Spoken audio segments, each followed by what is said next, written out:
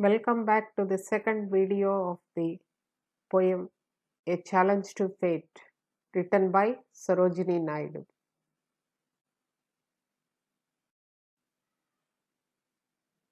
Let us recollect what you have learned in the previous session. A Challenge to Fate by Sarojini Naidu is a beautiful poem depicting indomitability of human soul. In the first stanza, the poetess asks the fate why it always conspiring and annoying her by thwarting her happiness, joys, and all the good things of life. She dares to call fate foolish and challenges it not to meddle with her life as it won't succeed in its ill intentions. She warns that its hateful schemes against her happiness won't succeed. Though it is so much intent upon bringing her pain and despair, still she won't bend her head down in supplication to it. The poetess defies fate by saying that it may perhaps succeed in destroying her brilliant world of light that her eyes sees.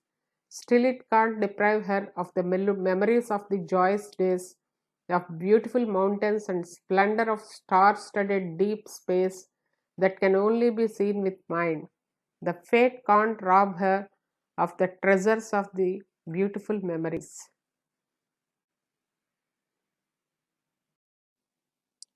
Let us read the fourth stanza. Yeah, you may smite my mouth to throbbing silence, pluck from my lips power of articulate words. Say, shall my heart lack its familiar language, while earth has nests for her mellifluous birds?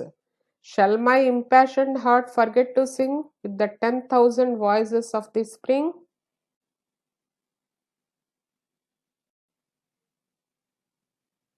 Yeah, you may quell my blood with sudden anguish, fetter my limbs with some compelling pain. How will you daunt my free far journeying fancy that rides upon the pinions of the rain? How will you tether my triumphant mind, rival and fearless comrade of the wind?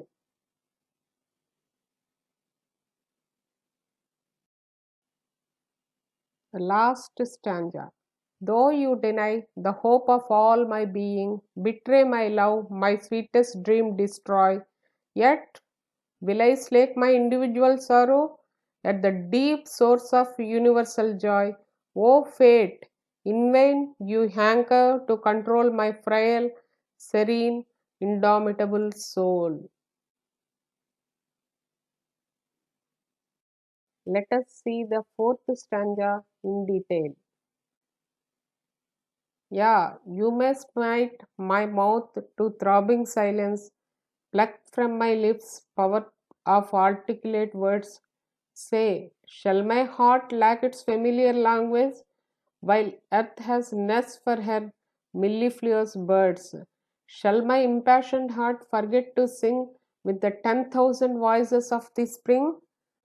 So, in the fourth stanza also, the poet defies the fate by saying that it may take away from her the power to speak or articulate, yet her heart will never cease singing with the songs of the melodious birds.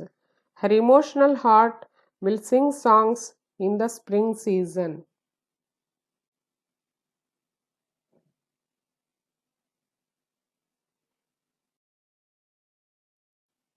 Fifth stanza. Yeah, you may quell my blood with sudden anguish, fetter my limbs with some compelling pain. How will you daunt my free, far journeying fancy that rides upon the pinions of the rain? How will you tether my triumphant mind, rival and fearless comrade of the wind? So, in this stanza, a challenge to fate poses a series of questions to fate.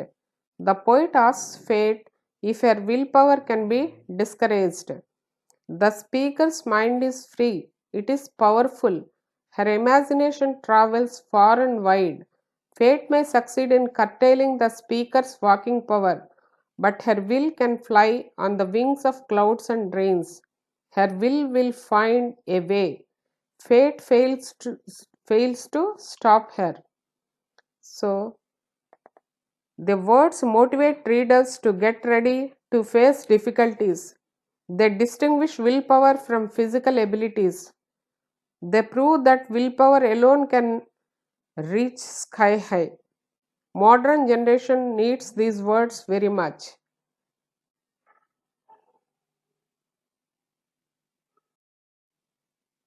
Sixth stanza.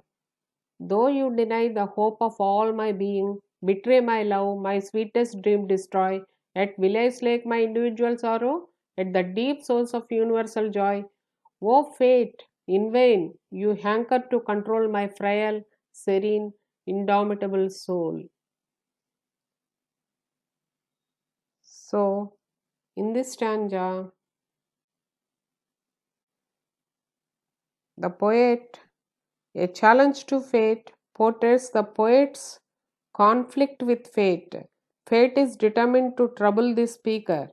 Fate, pursuing its cruel plan, takes away the speaker's powers of sight, hearing, talking, and walking.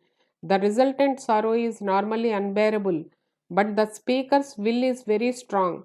Her will draws from the sea of universal joy. Thus, it overcomes the misery fate imposes on her. Thus, the poet overpowers even fate.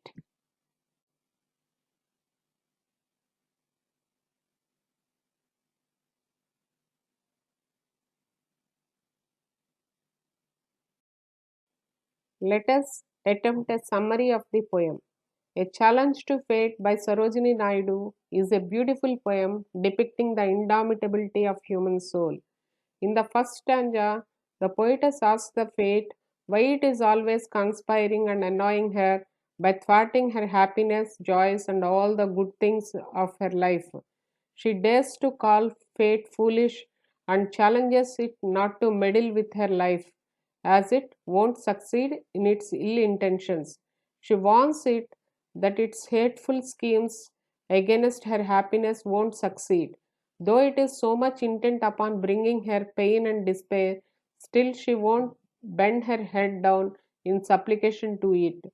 The poetess defies fate by saying that it may perhaps succeed in destroying her brilliant world of light that her eyes see. Still, it can't deprive her of the memories of the joyous days of beautiful mountains and the splendor of star studded deep space that can only be seen with. In the third stanza, poetess again challenges the fate by saying that it may take away from her the ability to hear the joyous blowing of winds in the valleys, the melodious sounds of the life throughout the year. Yet it can't deprive her to enjoy the sounds of the tempests and tossing seas. In the fourth stanza, the poet defies the fate by saying that it may take away from her the power to speak articulate. Yet her heart will never cease singing with the songs of the melodious birds. Her emotional heart will sing songs in the spring season. In the fifth stanza, she says that fate may stop the flow of blood in her veins with pain or shackle her limbs with pain, yet it won't succeed in frightening and withholding her fearless spirit from riding on the wings of rain. The fate can't bind her unconquerable mind, which is fearless and companion of the wind. In the last stanza, the poetess declares confidently that the fate may withhold hope from filling her being with new life and energy. It may snatch from her the fulfillment of her love or shatter